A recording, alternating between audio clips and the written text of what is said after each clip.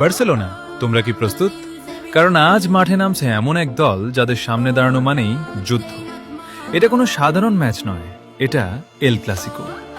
Real মাদ্রিদের গোলপোস্টে থাকবে Thibaut Karatoya, ডিফেন্সে ট্রেন্ট আলেকজান্ডার-আর্নল্ড, এদের মিলিতাও রুডিগার এবং ফ্রান গার্সিয়া। মাঝ মাঠে বলের নিয়ন্ত্রণ নেবে ফেদে বালভার্দে, কামাভিঙ্গা আর জুড বেলিংহ্যাম।